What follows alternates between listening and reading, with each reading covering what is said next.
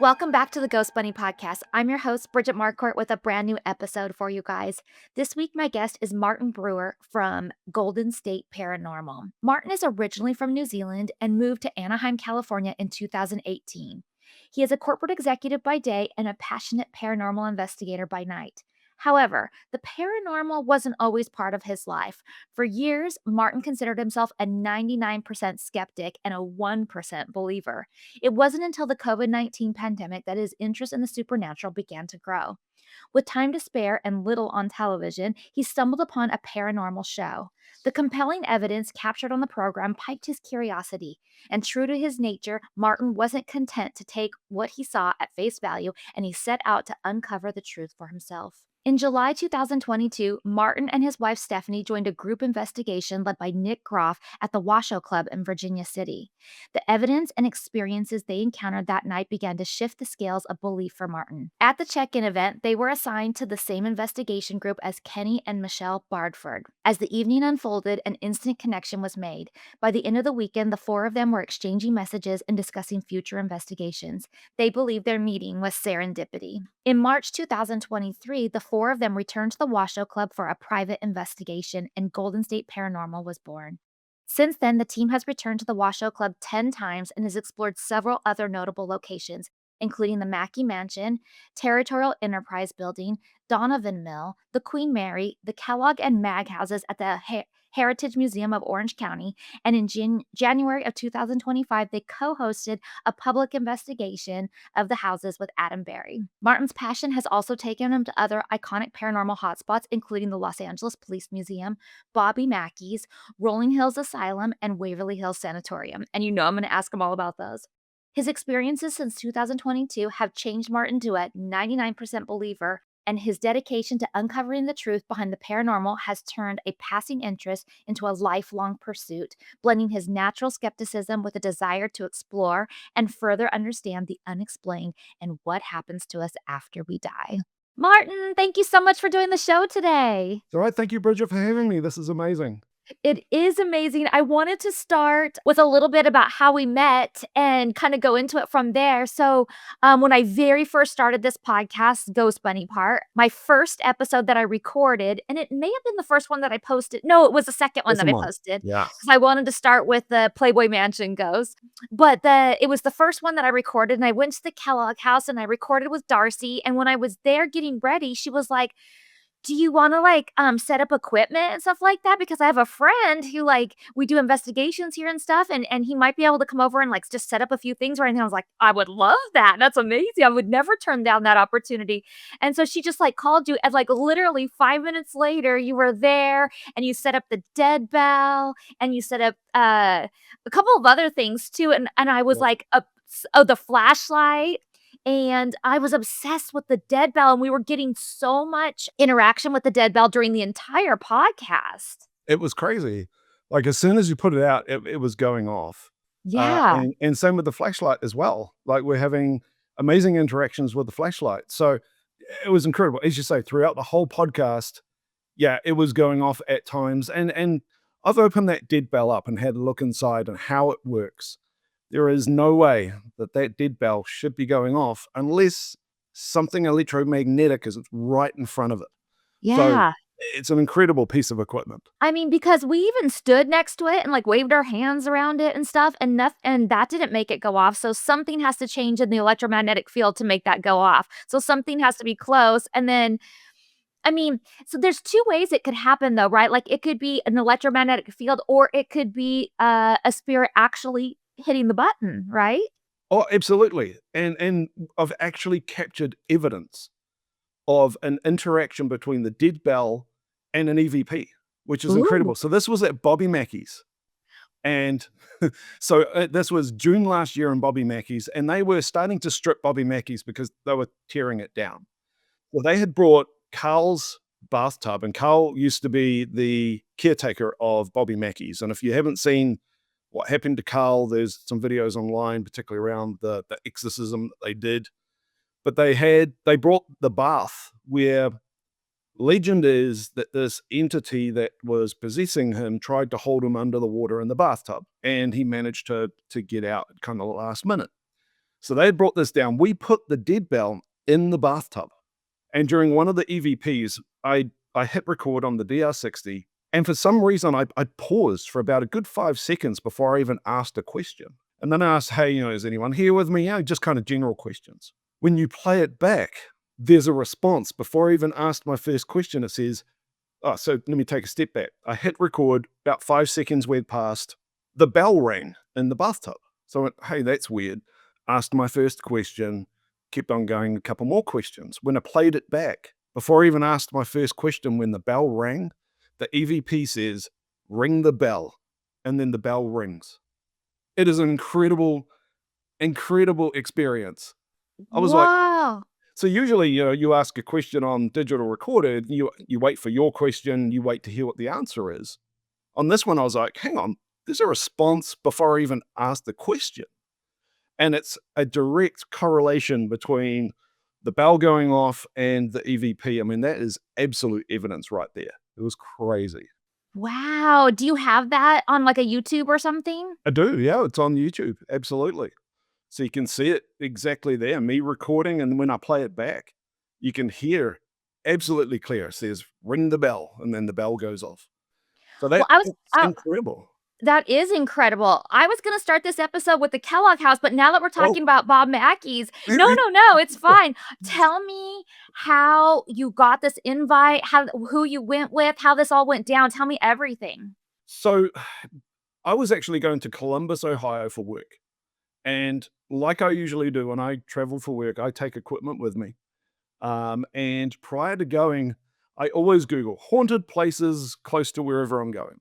Oh my God, same. Of course, I knew Bobby Mackey's Wilder, Kentucky. And we were flying in and out of Cincinnati. Of course, my geography being from New Zealand, I didn't know Cincinnati borders Kentucky and Ohio. So I'm like, it came up, number one, Bobby Mackey's. I'm like, sorry, what? And saw it was like right there. So this was June, the start of June. Obviously, the last ever investigation was going to happen on the 30th of June that month. I went, had a look online, checked out their calendar, and every day was booked out. But they kept Wednesdays open, said no bookings available on Wednesdays. So I just emailed them and go, hey, I'm in the area. The only day I can do it is a Wednesday. Don't know if this can work out. They emailed back the next morning and said, absolutely. I'm like, you're kidding me. So this was great. So in the end, I took all of my equipment, as you do. And a colleague of mine who I was with, Jennifer, she investigated with us. Darcy, obviously, who we were talking about, she couldn't let that opportunity go. So she jumped on a overnight flight and met us in Cincinnati. I would have too. Oh yeah, it was crazy. So yeah, we kicked off at Bobby Mackey's, and just being there, like, you see it on TV and you go, why are they knocking it over? It's, it looks like a great place. And then when you're there, you're like, how is this place still standing? It's it's Can like, yeah, the floors are on an angle. There's like the floor is kind of sinking. It's like, yeah, this is dangerous. It's crazy. Oh. Yeah. Can you tell people a little bit of the history of Bobby Mackey's? Because I know you talked about the bathtub and the Mm. guy who was possessed and stuff, but that's even more than I knew about it. Like, what I know is that it's a very, very haunted bar, and that at one point there's something in like a well or something in the basement that they think is like a gateway to hell or something. Or Yeah. So the history of Bobby Mackey's, and it's a little bit conflicting depending on kind of who you ask, particularly from back then. There is history around it being a slaughterhouse back in the day. yes. There is, from the people that we talked to when we did the investigation, they said it was actually a distillery that was Oh, on the site. That's the reason why they had the well. From the slaughterhouse, they were saying that that's where they put, basically everything down the well, and it flushed out into the river, which is right next to Bobby Mackey's. What we do know is later in life, in about the 1900s, it became a restaurant, and then the restaurant was taken over by the mob. So who knows kind of what happened during the mob days, but no doubt there was probably a lot of dealings that happened there. It, in the end, shut down and stood vacant for a long period of time until Bobby Mackey bought it in, I think it was like 1976. somewhere around there, and turned it into a honky-tonk music hall. The story about Carl. So this is, Bobby Mackey needed someone on site to kind of maintain the premises, fix things, do everything, lighting, audio, etc. So Carl used to live in the apartment upstairs. And after a while, strange things started happening to Carl. And this is obviously what I've heard, and I've seen the exorcism video, but he started to become, moody. Things started to happen. He kind of wasn't himself. And they decided to get someone who dealt with exorcisms in. And you can find the video on YouTube. And I can tell you, if Carl is acting, I would probably give him an Oscar. That is Wow. absolutely incredible. But as I said, things started happening to Carl prior to that. There was obviously the bathtub incident, but something told him to go down into the basement, rip up the wooden floor, and start digging. Like, nobody knew that anything was under this floor, and he found the old well. And that's where the story of this is the portal to hell in the devil's basement kind of came around, is because Carl, in his state, went down there and just started ripping things apart and digging, and found the exact location of this well. So yeah, that's kind of the story that I know. But it's I can tell you the basement. Oh yeah, it's haunted. It's crazy. So a good story. We started off and we did the tour with the tour guide. She kind of showed us around, showed us the hot spots. Mhm. Even before we got started upstairs, I saw a shadow at the corner of my eye on stage. And I was like, do you get kind of like shadows on? She goes, oh yeah, right in that corner. I went, yeah, absolutely. So we started looking around. We went down into the basement and she took us around, kind of showed us the areas down there.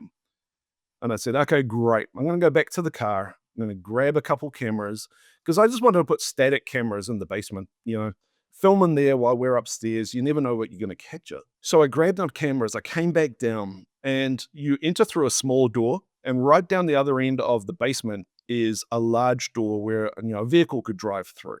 Mhm. And this was about, about 7 o'clock at night.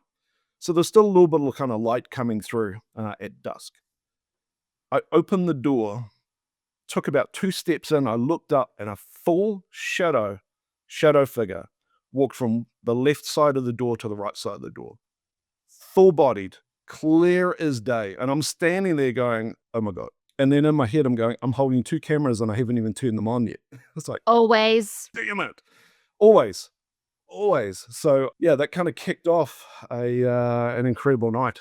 So yeah, Bobby Mackey's is it was fun. And so they've demolished it now, right? They have. So I actually went back just before Christmas to visit the site, and it's completely demolished, which is sad. But they are apparently going to rebuild. So Bobby Mackey's in a temporary location at the moment, and they're going to rebuild. And from what I understand, they are going to build it relatively kind of how it was before, but a little bit nicer. And then where the floor is over the portal to hell, they're going to do a clear floor so you can look from upstairs looking down into it. So That's crazy. What did it feel like when you went there and you were just standing? I'm assuming it's just like a empty lot now, or yeah, so it's an empty was lot. there any feeling there? It's difficult because another side to the story. So we had some incredible evidence that happened there. As you do when you're at Bobby Mackey's and you have the opportunity to sit in the well, you go and sit in the well, which is what I did. Whether it was right or wrong, let's just see. But I've never had anything follow me home from any other location, with the exception of Bobby Mackey's. Oh, no. Yeah, and it was crazy. It wasn't a side of things where things were happening around here. It was more of an oppression. So I'm a very outgoing, easy kind of type of person. Nothing really stresses me out. Mhm. It was about a week after coming back, and I started to feel anxious. I started to feel really kind of hyped up, kind of a little bit depressed, and it went on for almost 2 weeks. And it just built every single day to a point where I had some clarity, and I went, I'm not myself. So Hmm. this is crazy. So I started to sage myself. And as soon as I did that, you could feel like this massive weight kind of come off my shoulders. It was an incredible experience. And I did that. A couple of weeks went by, and you could start it feeling building up again. So I just kept on constantly saging the apartment, doing everything, and it's to a point now where it's gone. So almost going back to Bobby Mackey's when it was demolished back in December was almost kind of a relief. It was, if there is anything still attached to me, I brought you back to where you came from. You know, you got to stay here, right? So Bobby Mackey's had an energy, absolutely. It's always a place I really wanted to go, and great, I really experienced it. Yeah. Um, and I think I experienced it in kind of an amazing way. Uh, Whether it was good or bad, you take kind of what you get. So Yeah.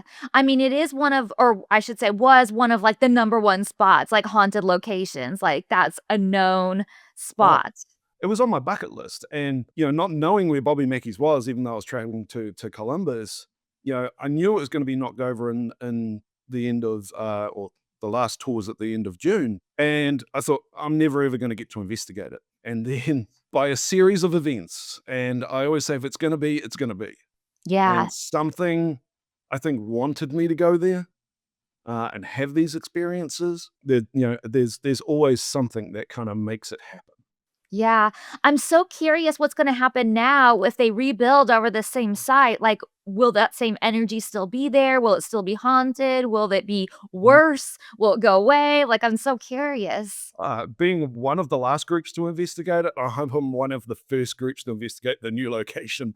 It'll Yeah. be absolutely incredible whether it is still haunted or did demolishing it and taking away everything also take away all the spirits. I Yeah. don't know. It's a good question. Yeah. It'll be so interesting. You'll have to keep us Yes. posted. Yeah.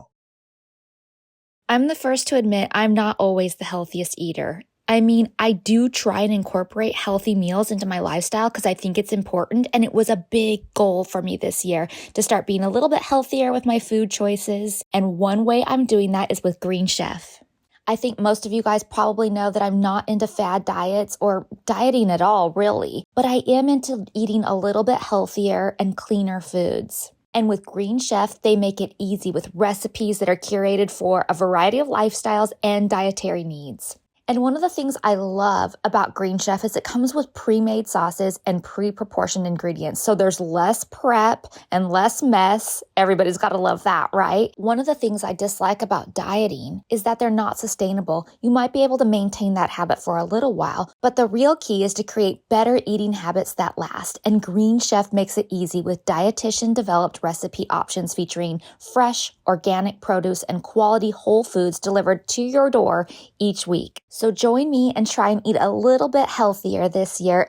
And don't tell me you're too busy or don't have enough time. They have salads that are ready in 5 minutes or less, ready to blend smoothies and grab and go protein-packed breakfasts. I had some delicious lemon chicken over feta couscous, and I had peanut chicken with udon noodles, and they were both delicious.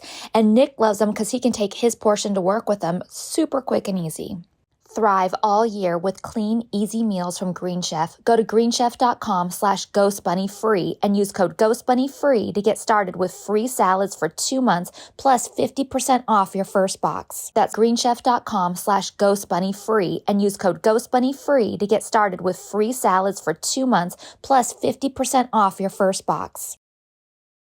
Okay, so back to the Kellogg House. You guys, I just had Adam Berry on the show too, and we were talking about his experience there and stuff. But before Adam was there, I went back and did an investigation with you guys. Yeah. And I took a friend who had never been investigating before, and she's always been like a super scaredy cat and never wanted to do it. She just thinks that that's like stuff she doesn't want to get into. But all of a sudden, she was like, "Hey, if you do an investigation, let me know. I kind of am interested." And so I texted her and said, "Hey, I'm going. I have to drive all the way to." I mostly wanted somebody to do that long drive with me because it Yeah, takes you wanted me. the couple, right? It takes me like 2 hours in traffic to get just to Orange County. So I was really hoping to have somebody to drive back and forth with. And so I texted her and I was like, hey, yeah, I'm gonna go do this investigation. It's over in Orange County at this house if you want to come. And she's like, I want to do it. So we drove there, and the whole way there, we're not talking about it all. Like, I don't give her any information about it, even though I've already been there and did my podcast on it. Like, I Mm. know all about it. It just didn't even occur to me to like tell her too much about what to expect or what the house was or anything. And Yeah. then we're like a few blocks away and I start to tell her and I said, "Oh, by the way, it's probably going to be pretty active because when I did my podcast, like the dead bell was ringing, the flashlight was going off, Mhm. and her face just got white and she was like, "Wait, what? Where are you taking me?" And then I started telling her about the house and she was like so freaked out. She was great though. She was great when she got there, and I think she got into it. When we're downstairs, she really kind of got into it, and it's one of those places I think for your first experience, it's a great place to investigate first. Absolutely, and Yes. it's a nice house. It's a beautiful environment. Mhm. The spirits that are there are really nice. There's nothing negative there at all. So for a first investigation, yeah, absolutely, it's a solid place to start.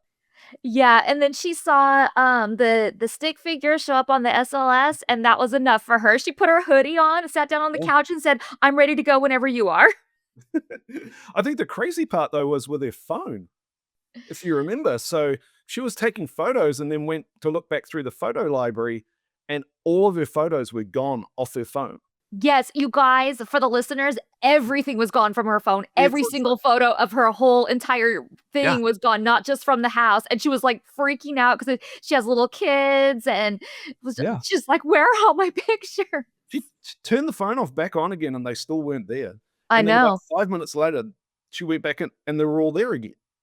And then it happened again. It happened Yes. twice in a row.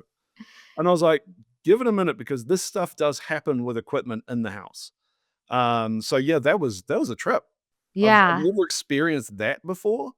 I Um, have not had that happen. that was crazy. In the house, I've had my camera wouldn't turn on. So we've come into the house to start investigating. I've had my kit there, and this only happened to me the once. I was getting everything ready, and I started to feel sick. Like you start to kind of feel, kind of just heaviness, starting to get kind of jittery. And I got to my camera, and I was setting my camera up, and I turn it on, hit record, and it was shut off. And I was like, okay, that's weird. Kept on turning it back on, hit record, shut off.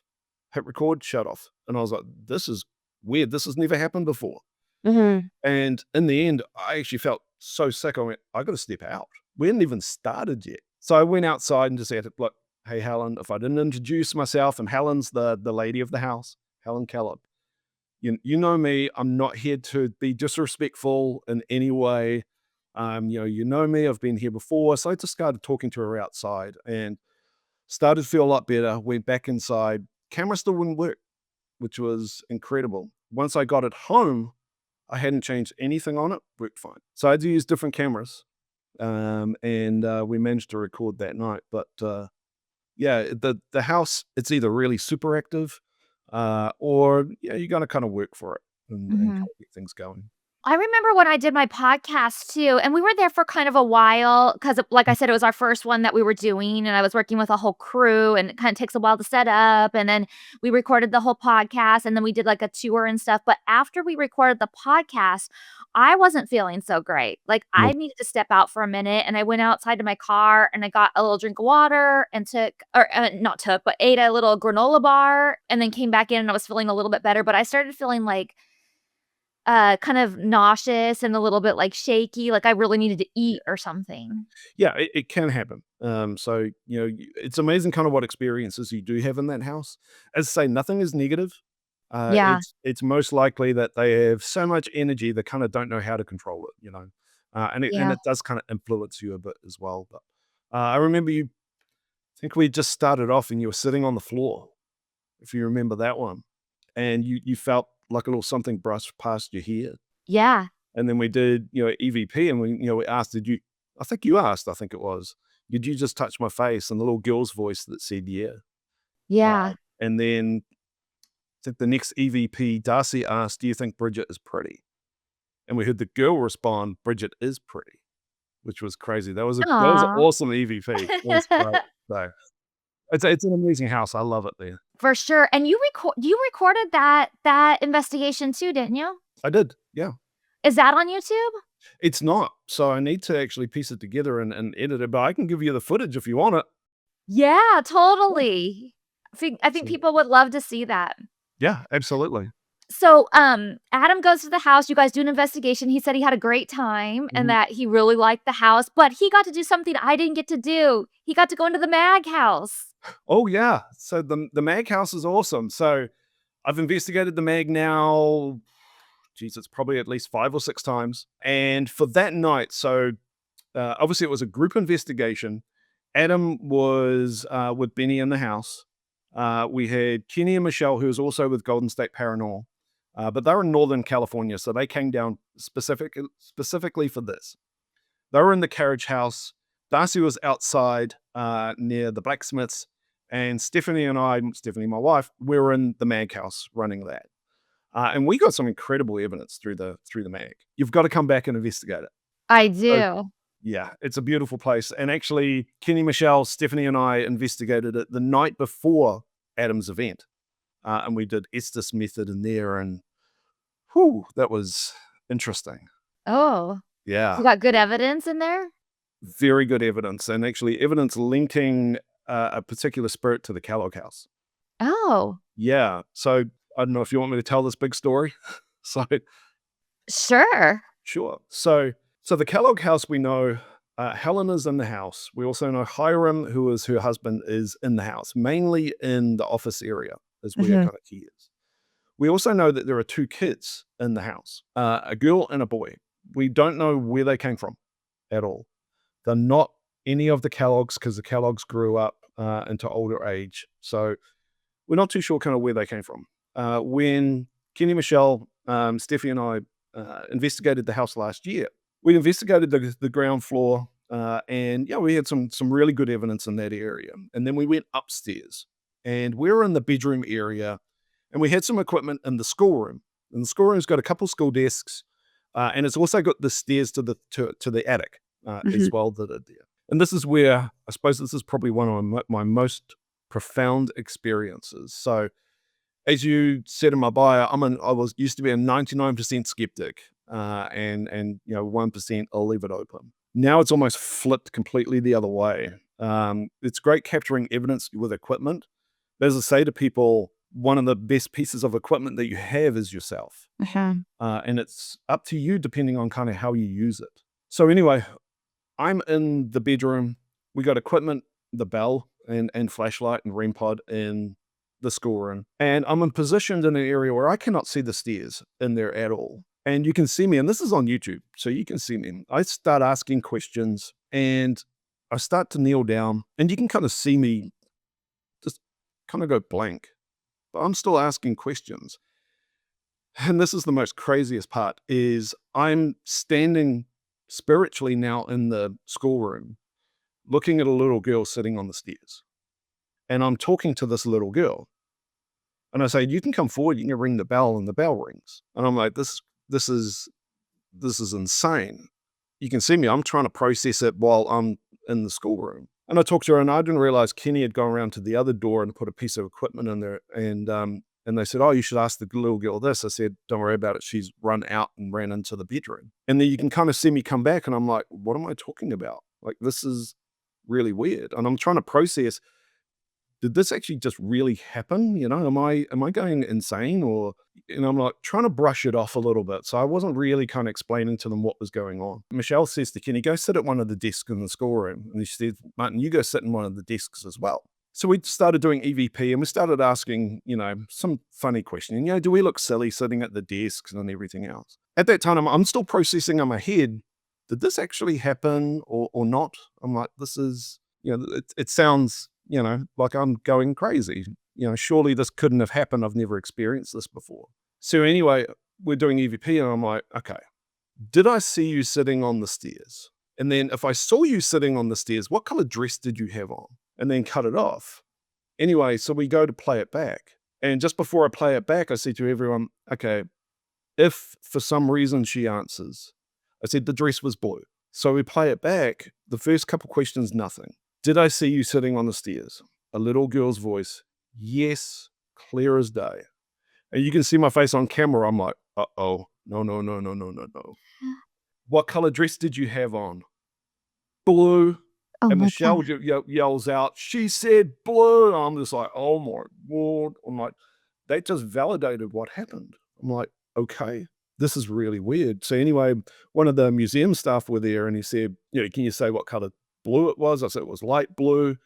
And he said, anything else? And I was like, yeah. So it had a white bib.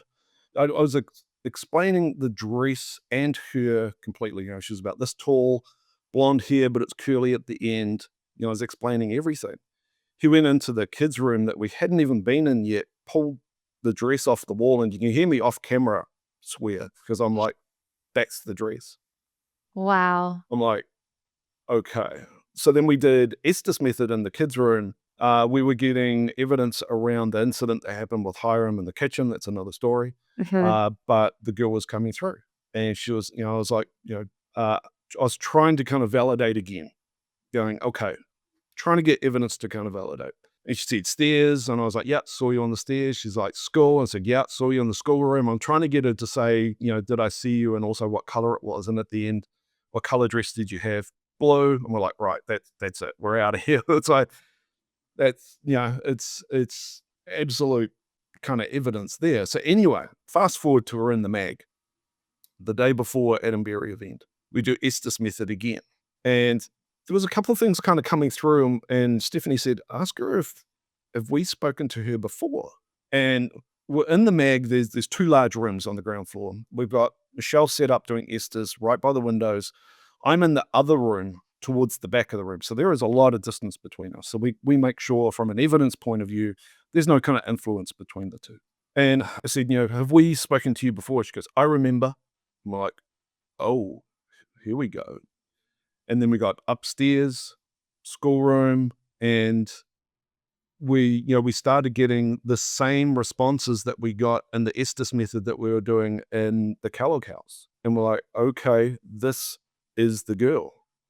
Then we also got that John Mag was there, and we also got, John, are you here? Yes, with two others. And we believe it was this girl, and we believe Mary Elizabeth, one of the Mag family, is also in the house as well. Started going through and, of course, asking questions about what we found in the Kellogg. And she was being a little bit kind of cagey on things. And then we found out her name. We believe her name is Ella. And she said that a number of different times. And then at the end, we're like, okay, if there's anything else you want to say, any of you that you want to say, John went, no. And we're like, okay, that's fine.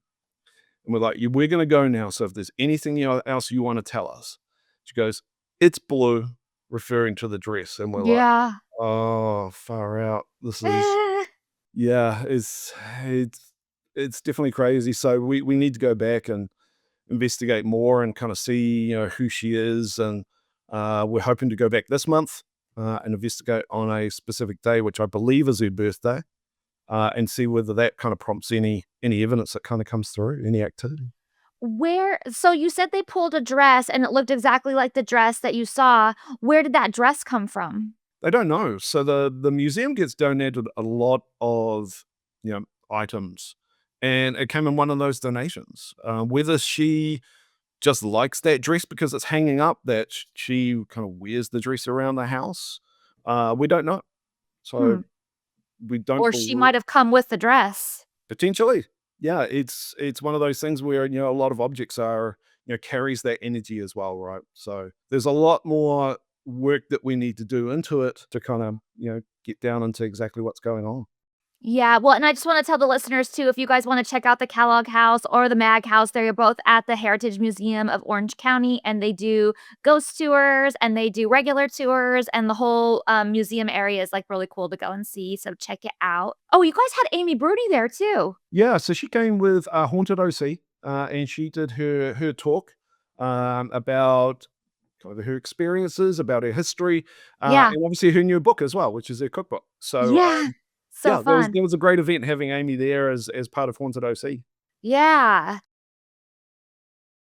I know I've mentioned it before, but I have to tell you how excited I am about my Nutrafol experience. I started taking Nutrafol back in December, and then we also got it as part of a Christmas present for my mother-in-law. So both of us have been taking it since around December. Maybe hers was more like January, and both of us have seen distinct improvement in hair growth. There are so many causes to thinning and shedding hair, from stress and nutrition to hormones to lifestyle, so many internal factors that affect what you see on the outside. Your hair is so much more than what you see when you look in the mirror. With Nutrafol's science-backed whole body approach, nourish growth from within and achieve your best hair yet. Nutrafol is the #1 dermatologist recommended hair growth supplement brand, trusted by over 1.5 million people. See thicker, stronger, faster growing hair with less shedding in just 3 to 6 months with Nutrafol. And since everyone's root cause of hair thinning are different, it's not a one-size-fits-all approach to hair growth. It just doesn't cut it. Nutrafol has multiple formulas that are tailored to give your hair what it needs to grow throughout different stages, such as postpartum and menopause, as well as 4 different lifestyles,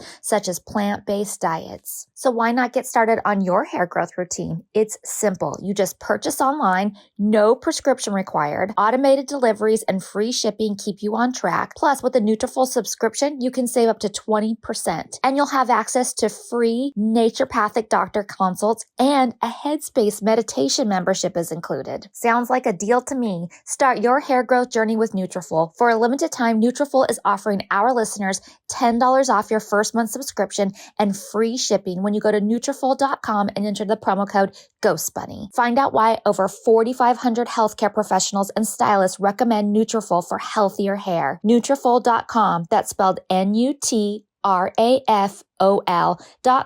promo code GHOSTBUNNY. That's Nutrafol.com, promo code GHOSTBUNNY.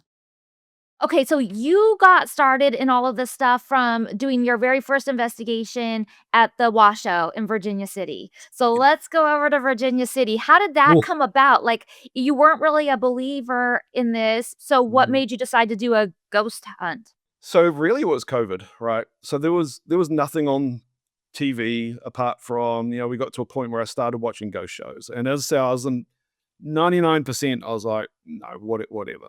And started watching these, and it kind of piqued my interest around the evidence that they were capturing. And I'm not going to say whether, it was correct evidence or whether it was real or not. I don't know. I really want to find out for myself. So that kind of started to pique my interest. We went on vacation to Arkansas, I think it was, and we went to the Crescent Hotel. I want to go there. That's on my list. Oh, it was great. So we went there, we did, the ghost tour and walked around, and there was some things that happened there that kind of made me think, okay, this is interesting. Just using my phone, caught a few orbs that kind of defied gravity a little bit. There are fans in the area through the hallways, but these orbs were moving differently than what they should do with fans in that area. I thought, okay, that's strange. And I captured this orb on camera, and I thought, okay, I'm going to watch that later. Then we're in the hallway at like a crossroads, and the tour guide was talking. I was leaning up against the wall, and I just got this breeze that just came past my head, and I'm like, where did that come from? There was no one around me. I'm like, okay. So anyway, we went outside, and I said to Stephanie, I went, okay, I'm going to look at this video again because that looked interesting. Opened it up, went to my camera roll, and my phone froze, completely froze. I couldn't turn it on, I couldn't turn it off, I couldn't restart it, couldn't do anything with it at all. It just froze on. Never happened before, never happened again. And 15 minutes later, it automatically reset and came back on. I thought, okay, that's very interesting. So anyway, fast forward, we were looking around, and some of the shows that we were watching had Nick Groff on it. We saw that Nick Groff was doing an event at Virginia City for the Washoe Club, Territorial Enterprise, Knights of Pythias, and St. Mary's Church. And I said to my wife, I said, let's go. Let's go and check it out. Apparently it's one of the most haunted places in America. Let's go. So we did. And that is where we actually met Kenny and Michelle. We were in the same group together, and, created this great relationship. We love each other, and when we get together, we're just the bestest friends. So anyway, we get to the Washoe Club, and I think this is where it really kind of started to cement my belief. And the first thing that happened was, and again, it's this whole feeling thing, trust your body. we went, obviously the Washoe Club is a 3-level building. On the ground floor is the bar. On the second floor is the ballroom and a number of other rooms. And then the third room, there's Alexa Scotty's room, the red room, the music room up there as well. So we go upstairs, walking up the stairs, not a problem. Go into the ballroom. We're walking around kind of waiting to start because there's still a tour going on. So anyway, we're there for a period of time and Nick goes, let's go up to the third floor. Look, okay, that's great. Start walking up the stairs. I get to the third stair and it felt like I walked into like jelly. And I had to physically pull myself using the handrail up the stairs. And I was like, this is a weird feeling. So anyway, get to the top of the stairs. It dissipates and goes away. I'm like, okay, that's really strange. Yeah. Some of the footage that we caught as well in the Washoe was we're in the music room. And this is when we were reviewing the footage once we got home. There was a grunting noise directly in front of my camera. And looking at That's everybody. so scary. Yeah, I was listening to it and I'm like, what is that noise? It's Yeah. like a proper man grunting. And it's one of those noises where if anyone in the room had heard it, they would all be given the side eye, be going, why are you making that noise for? Nobody reacted. And I caught it directly in front of my camera. And Steph's camera, if she was a little bit further down in the room, you caught it on hers as well. And I was like, that's interesting. There was another incident where we're in the back of the Washoe in what's called the library, and Nick's using the portal device, and he's like, can we see you? And a voice comes through and says, pay attention. And we're like, okay. And then on my camera, I catch this orb that comes up over my shoulder and just dives down through everybody. And I'm like, that's very interesting. So we capture that. We go to Knights of Pythias, and this is where it really cemented. So visual stuff, I'm like, okay, there might be a relative explanation around things. But this is where they started using the Panasonic digital recorder, the DR60, asking questions in a different room, coming back, and you could hear voices on it. I'm like, where are these voices coming from? This is, and as soon as I heard this, I was like, I've got to have one of those. Yeah. So now I've got one. I've got two. With a lot of other equipment, as you know. But in that same building, we were in one room. There was a hallway connecting a room at the front. And there was someone in our group sitting on the floor, just with an iPhone, looking down the hallway. And in the front room, they had somebody with the digital DR60 recorder. We're all in the back room. And she captured a full shadow figure, walk straight across the doorway. And it was like, we played it back and we're like, who is that? And from there, I was hooked. Yeah. Absolutely hooked. But the Washoe Club, we've done it 10 times now. Every time is always completely different. We're doing it another 2 times at the end of March because we love the place. And Yeah. we've now created a rapport with the spirits that are there. And we're finding more and more out about the Washoe Club and the people that are there as well. So, we find going back and building a rapport is a really good way to capture evidence. So. Definitely. Yeah, the Washoe Club is interesting. My brother got married in Virginia City, and I coordinated a ghost tour the night before, kind of like the rehearsal dinner party. But it was like a scavenger hunt ghost tour type thing, and I coordinated it with I asked for like the Virginia City visitors center to like help me do it and everything, and they were really helpful with everything. And it just so happened to be there was a couple of places that I wasn't able to get into because Nick Groff was doing a tour the same night. Oh, it might have been the same time. No, I don't think Oh. well, no, I don't think so. He was doing the Opera House, and, so the Opera House was the main one that I couldn't do, that I wanted to get into, but I was like, "Oh, okay, well, that's fine, and we have plenty of other spots and everything." But, Nick heard that I was there, and he was so nice. He sought me out and came up and, like, said hello and said that he wanted to, like, come to the Washoe House with us later, or the Washoe Club, sorry. And then so later that night, we were there with the wedding party and everything, and we're in the Washoe Club, and Nick Groff comes in, and he tells us all about his experience there. And I knew Nick from working at the Travel Channel before, so I mean, it's not like I knew him super well, but we had met before and shot some promo things for Travel Channel before and stuff.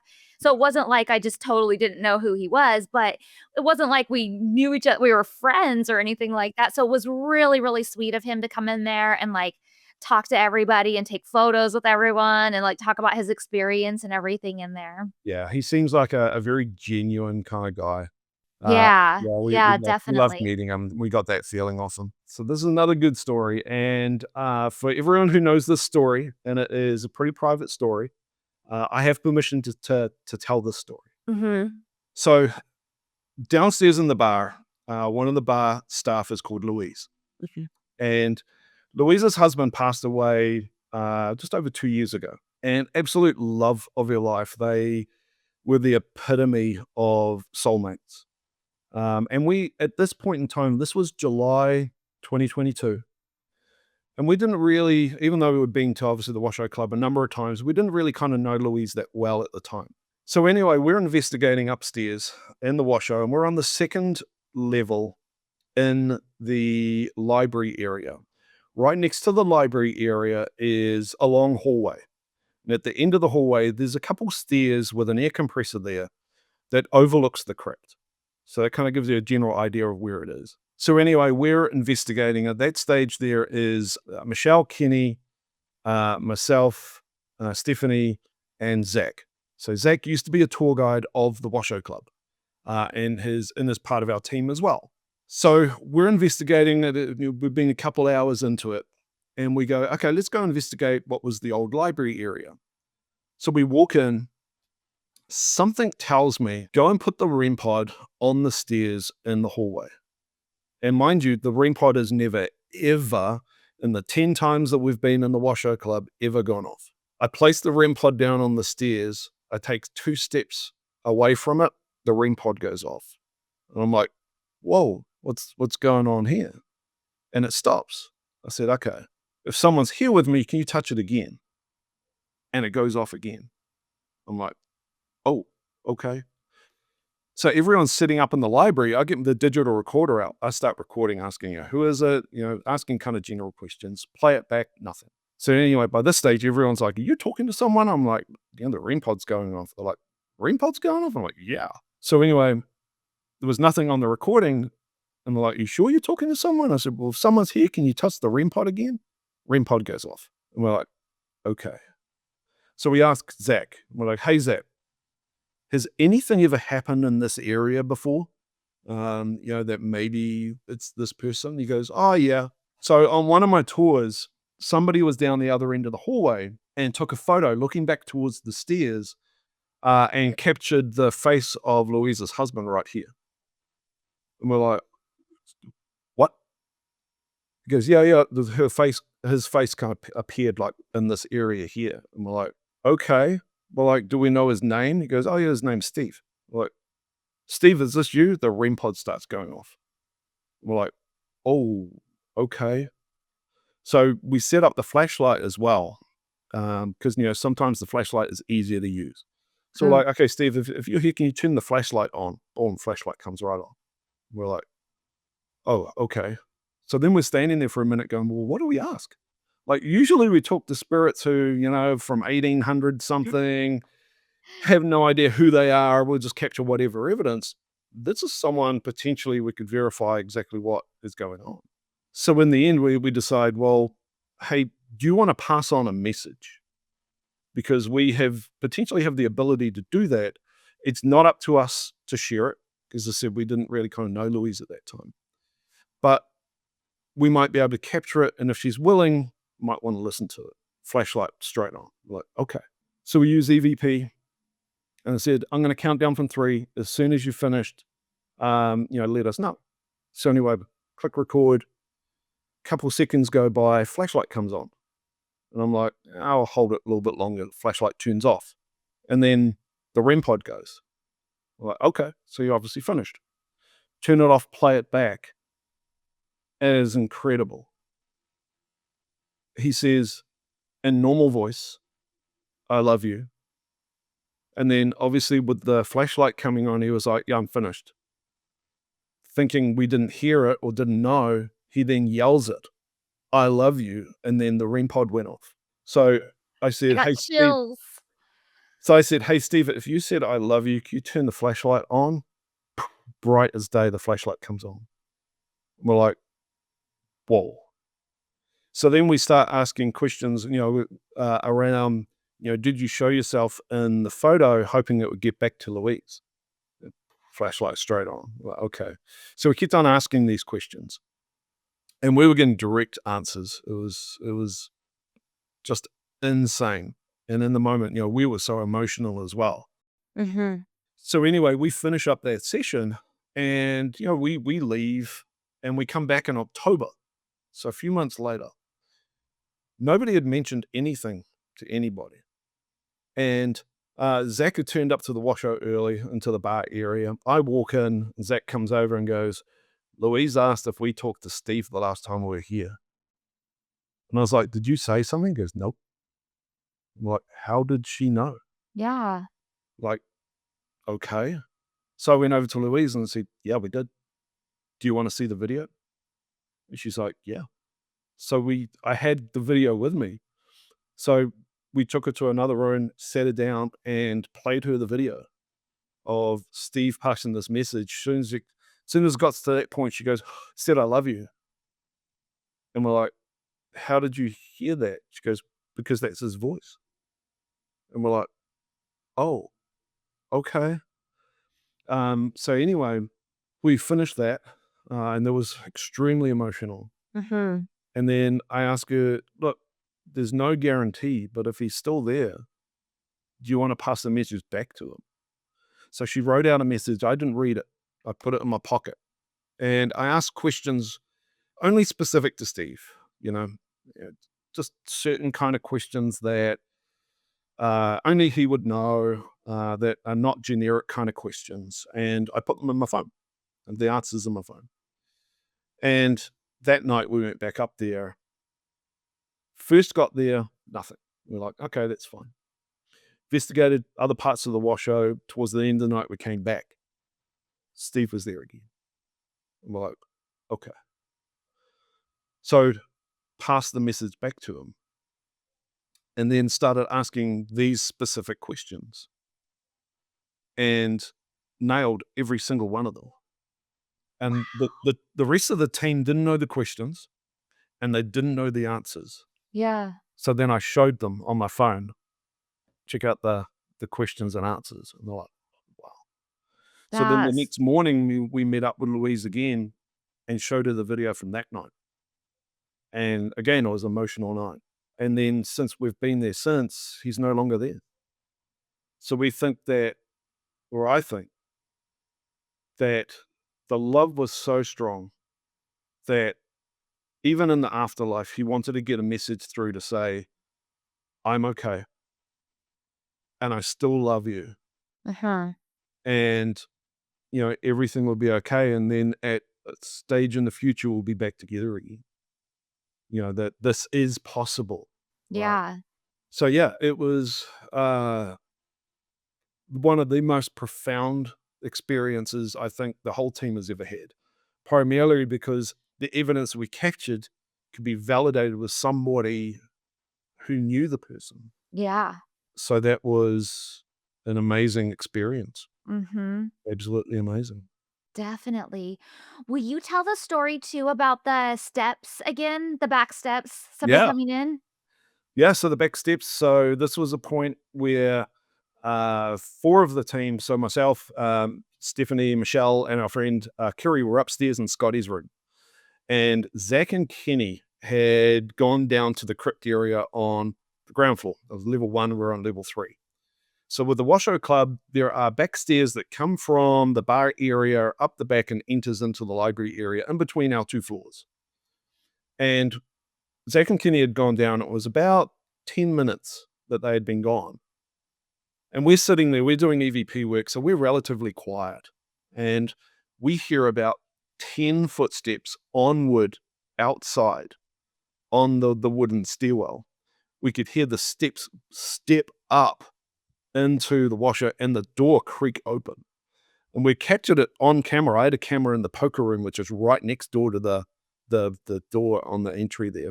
And we thought, geez, I come back pretty early. We were expecting them to be down there for a while, until we realized there were no footsteps inside. So we went and looked outside and nobody was there. Half an hour later, Zach and Kenny come back up and we're like, did you guys come up? And they're like, no, we've been down there the whole time. And we're all wearing sneakers. And this was like solid boots on wood. And there's no way that you can get to this area unless you come through the Washoe Club. And we had the whole building to ourselves. Once Zach and Kenny had come up, and again, this is on YouTube, we were doing EVPs with Scotty up there, and he was nailing our names and some other questions as well. And we said, hey, Scotty, do you know the names of the two guys who have just walked in here? And we play it back, it's clear as day. Zach and Kenny. That's so crazy. And it's probably the most lively I've ever seen Zach before. He got up and walked out. He was like, oh my God, this is incredible. And it's clear as day. So yeah, we got a great rapport with Scotty. So and on YouTube is the like hour-long Estes method that we did, and it was, question answer. It was crazy. Yeah, that's so cool. When we were there, so we usually kind of get to go up whenever we want, and we go up in between tours. And we were doing EVPs with Scotty, and this EVP, which was in March last year, and we said, oh, we're going to be back tomorrow night to investigate. And he replied, it's my birthday. And we're like, okay. And we kept on asking, and it kept on coming up, birthday. So we're like, okay, that's really weird. So we, on EVP, we ask, okay, do you want us to bring you something? Do you want a beer? Do you want a balloon? Do you want a cake? It was a beer was no. Cake, balloon, there was no answer. Cake, the answer was cake. And we're like, okay.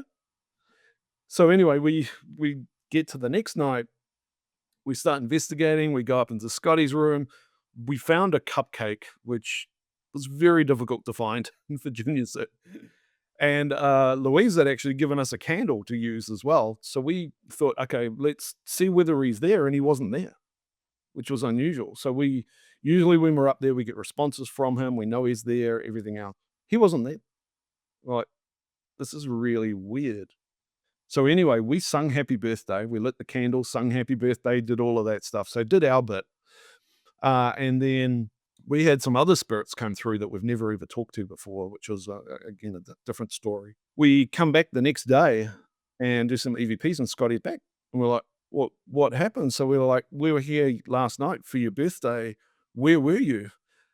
And the EVP response was, I was out. We don't know where, but we assume he took all the other spirits from the Washoe Club with him, because there was other spirits that were usually we talked to, didn't get to talk to that night. So we think he went out. So They had a ghost party. yeah, I think they did. Yeah. That was an amazing response. I was out. I was like, why didn't you know? What do you think I was? It was my birthday. Oh, my birthday. We're like, we're standing here like idiots around this cupcake singing happy birthday, and you're out partying it up. That's funny. Yeah. So it's crazy story. Yeah. I love it. So I know the Mackey Mansion. I went back for a paranormal conference in Virginia City. Doug Carnahan used to do it. He has since passed away, but I went as a guest speaker for that, and I got a private tour at the Mackey Mansion. It was just my dad and my friend, and I got like a weird vision problem in there. Like my eyes went blurry and stuff, and I thought I was having a health issue or something. But then when we walked outside, it all cleared up and went away. So I think it was like a paranormal thing to do with that house, but I'm not sure. Look, as I say, trust the tool that you have, right? It's, you can experience things in different ways, is what I've found. I can go into a room and I can tell you whether there's energy in there or not. Yeah. Right?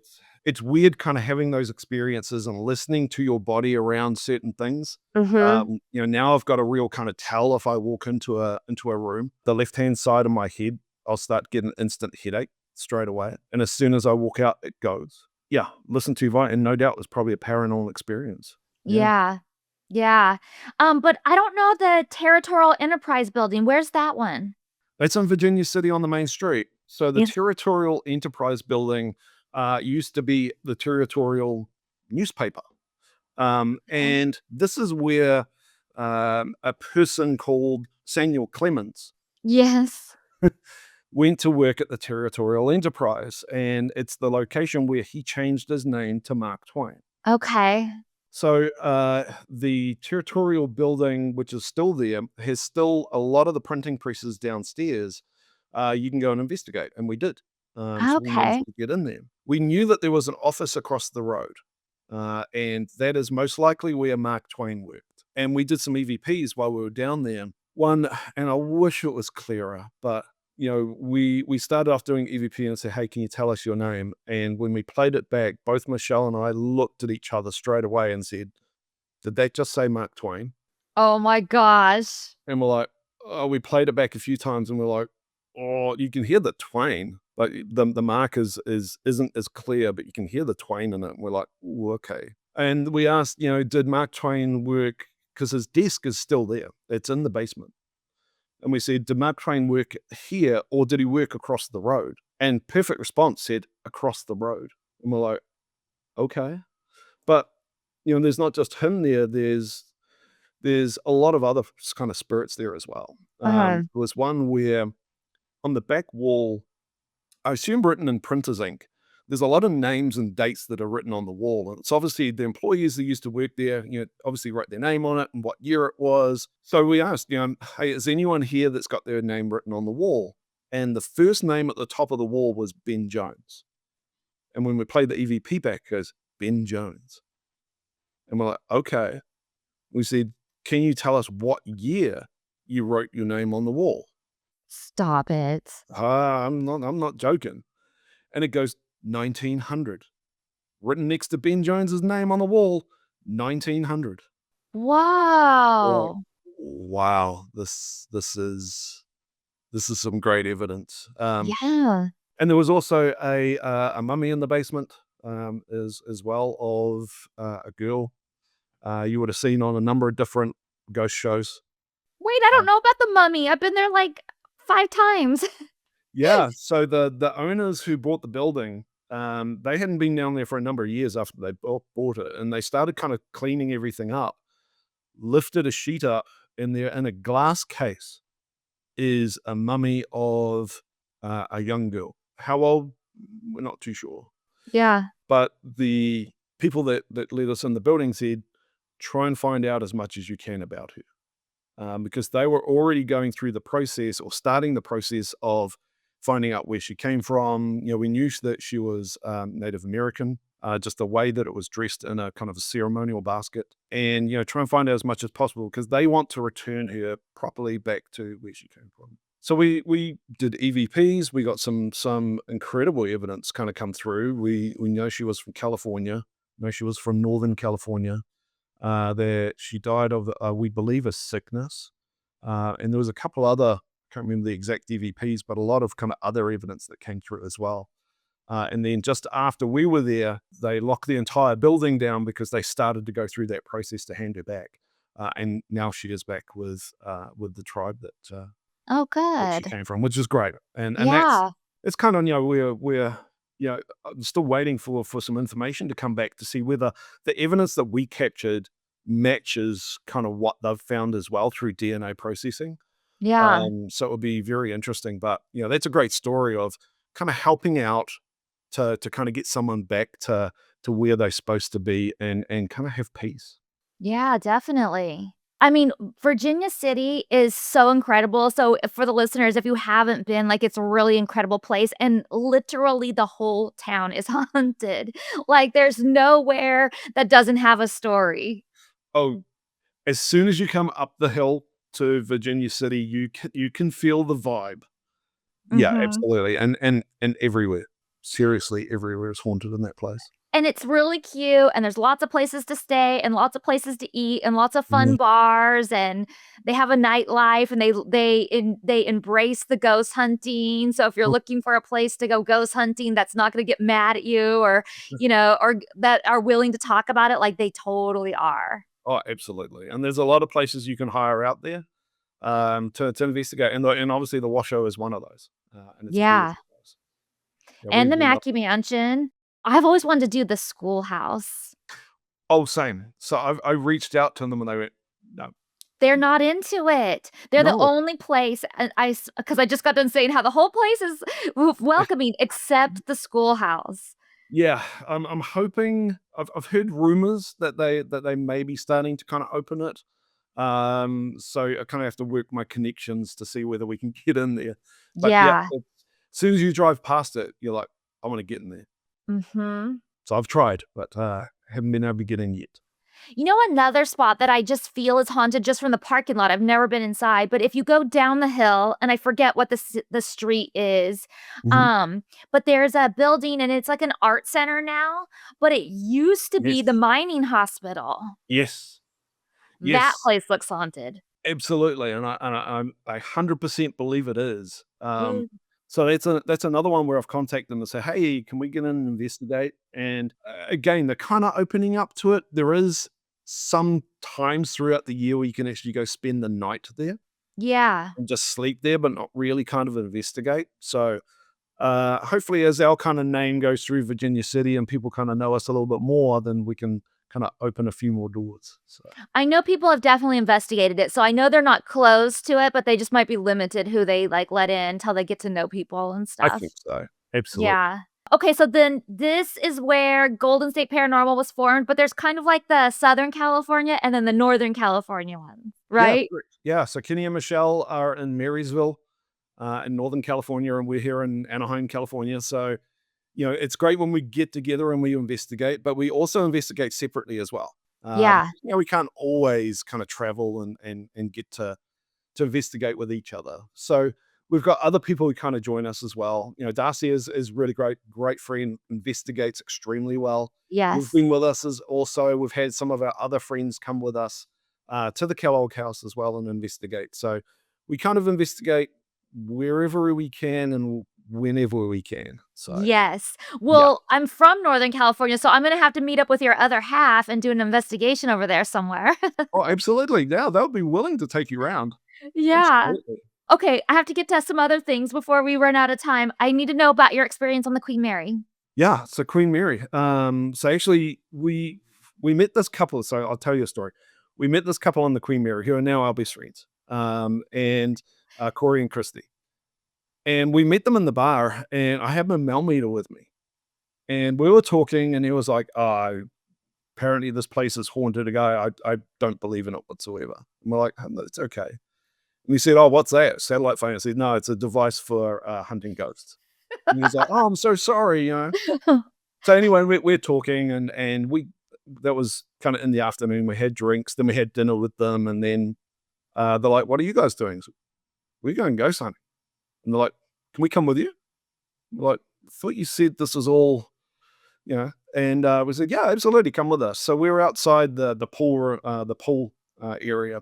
Unfortunately, it was closed off, but we put the flashlight out and a few other devices, and the flashlight was question. Oh, the pool The area. pool. I thought you said the pole. I was like, "Wait, what is the Sorry, pole?" it's the accent. It's the pool. The So, pool area. Yes, very haunted. yeah, so the flashlight was going on and off, and you could see him just going, "What is going on?" So anyway, it kind of the energy dies off, and we're gonna go, and he goes, "Can I see the flashlight?" I was like, "Yeah." Just picked it up, goes, "Here you go." He took it completely apart, looking for some type of switch or something. He goes, This is rigged. "Yeah." He was like, "It's just a flashlight." I went, "Yeah, just a flash." He goes, "How's it turning on?" I said, "You tell me." He's like, "Okay." But anyway, we went to the back of the ship.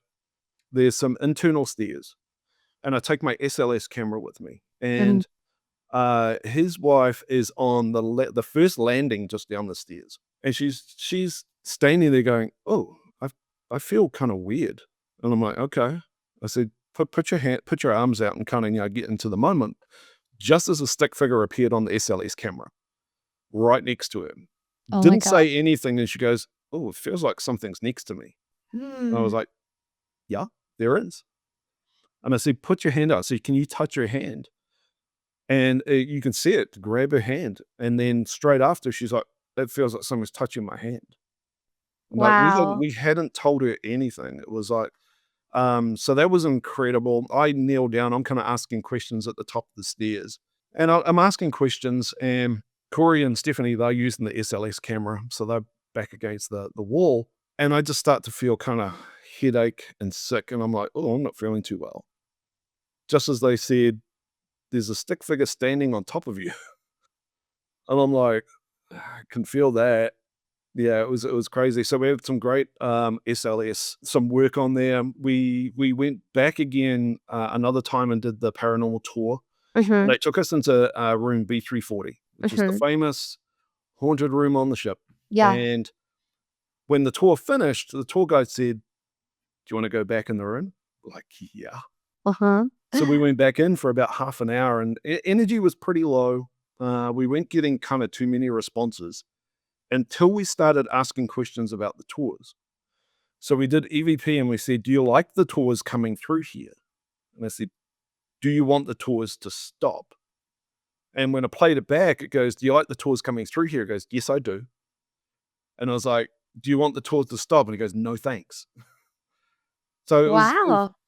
great experience, but there's other areas of the ship I'd love to investigate, but you have to do it with a group rather than just investigate for ourselves. So hopefully one day we can get in there and kind of have reign of the after hours areas and kind of investigate a little bit more on that ship.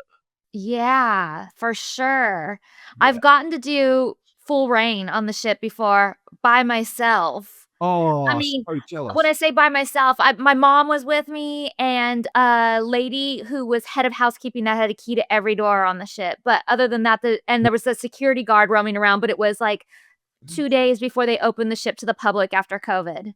Oh, so jealous. It was Oh, incredible. It was I bet. incredible. I bet. Yeah, I'd love to get back on there and yeah, go to all the areas that you're not allowed to after hours. That would be great. Yes, it was so awesome. I'll let you know if I get another experience like that and have you join me. I'll be right there. I'll bring all my equipment with me. Yes. The Los Angeles Police Museum, before you even tell me about it, I have to know, did you do this, did you happen to do it with Tammy from Hollyweird? No. Okay. I did it with, I think they're called Hollywood Ghost Hunters. Okay. Yeah, so there was a group one there. I just saw it online and went, "Hey, I'm gonna go along to this." And there was a couple things that happened. Uh-huh. It was within a group environment Uh-huh. that were doing it, so they were kind of leading it as well. But yeah, there was some great evidence that kind of came through. Absolutely. It's interesting because Tammy was the first person that I saw do, the Los Angeles Police Museum, and it makes sense that it would be haunted, but at the same time, I was really surprised that they allow even stories of that to be out or, like, anybody to investigate. Yeah, and actually they're really open to it. Yeah. So I went back again. So my dad used to be a policeman in New Zealand, and when he was out here on vacation, I took him to the museum because he is a police historian as well. Oh, cool. And so I got talking to them and said, I did this group investigation. Am I able to come back with the group and investigate it properly? And they went, yeah, absolutely. Here's the name that you need to call. So they're definitely open to it. Yeah. And yeah, I think it's a lot of, I suppose, a lot of activity around people who used to obviously be jailed there. And no doubt there's stories around people maybe passing away, Mhm. but also attached to the objects that are there.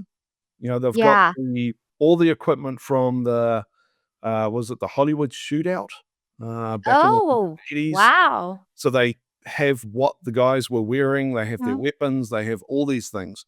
And we were getting some evidence in that room right in front of the display case with the clothes and the weapons. And I captured on camera, so I had my REM pod right in front of it. And there is a flashing orb that comes down from the ceiling. And as it's coming down, the REM pod is just going nuts. And as soon as it disappears, it stops. So that is an interesting time when the REM pod has gone off. And it Yeah. doesn't go off too many times, to be honest. So that was an interesting piece of evidence too. When Holly and I were on the Queen Mary, we had a suite, and we put a REM pod in the bedroom part, and her and I were in the living room, and we were recording a podcast, and the REM pod would not stop beeping nonstop to the point where we were like, "We have to turn it off because we can't even do the podcast." Jeez. Like, Yeah, constant. And then I yeah. slept in that room that night. That's the night I got the tour and got free reign of everything. Yeah, it's amazing. I mean, the REM pod, when it goes off, it means something, right? It doesn't just go off from what I've found. I was in a hotel in Portland.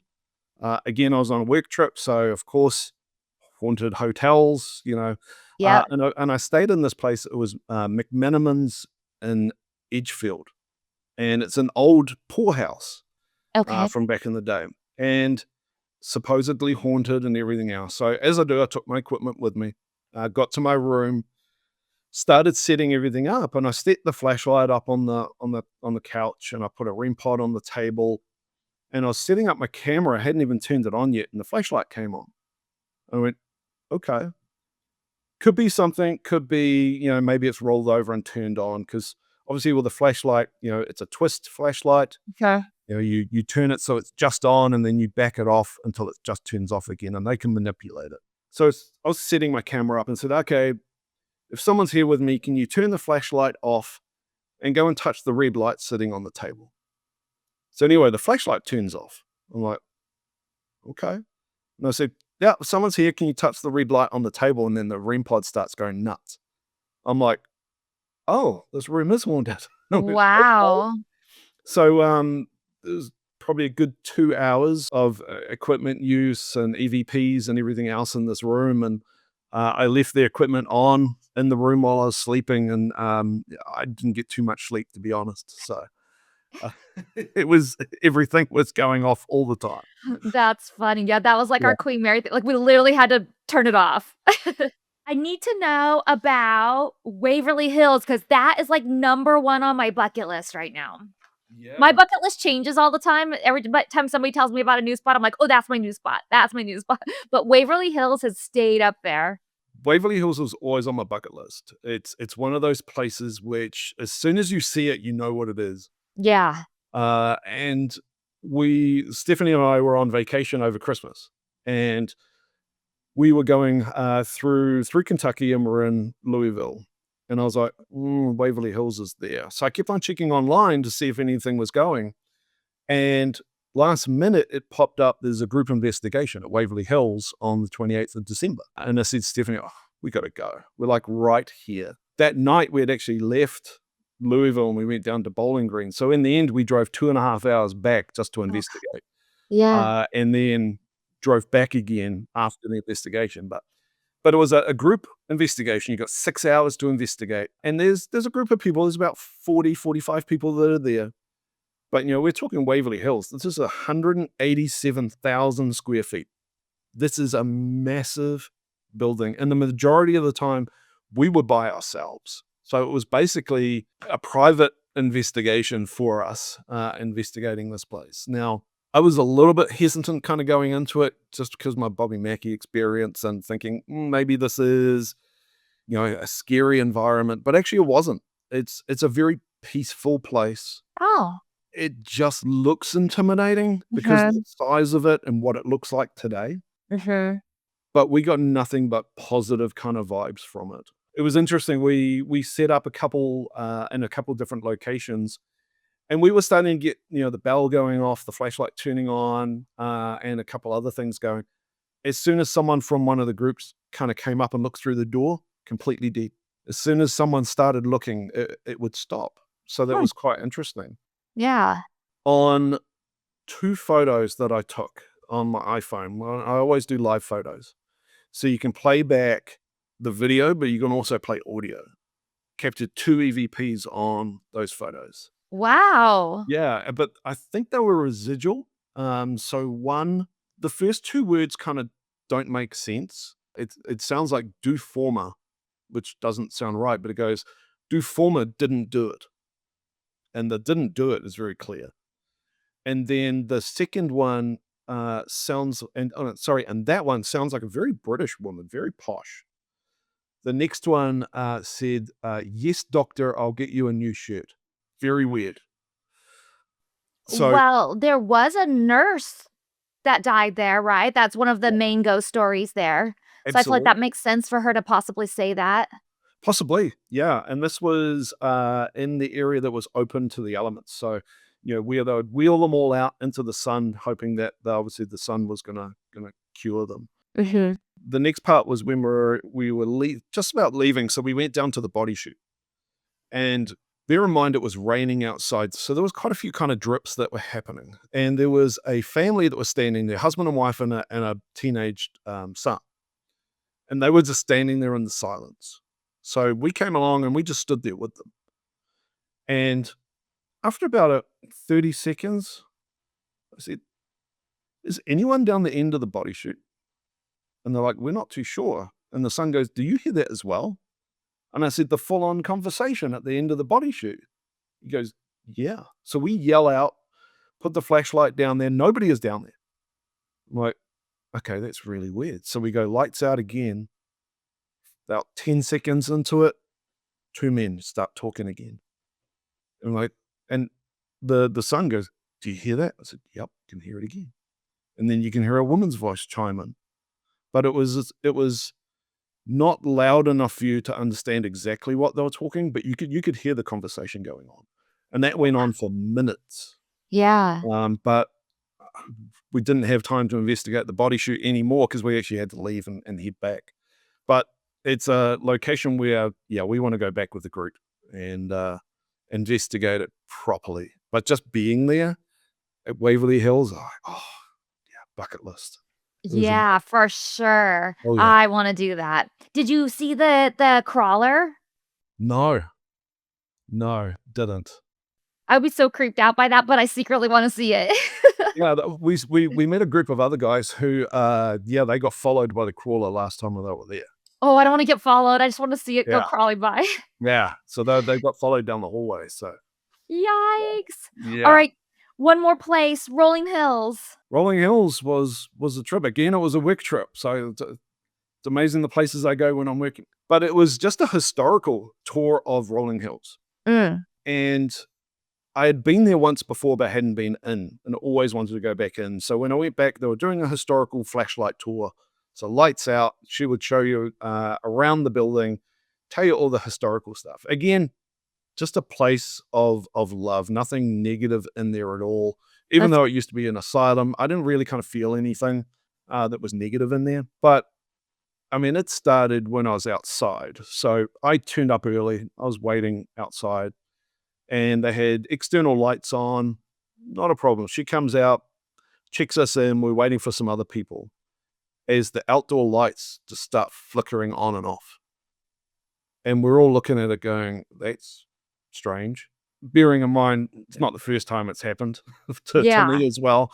Lights have turned on and off for me as well. But then we go in and we finally get up to, I think it's the 3rd floor. Just as I look down through a doorway and I see a shadow figure walk straight past. And I'm like, whoa.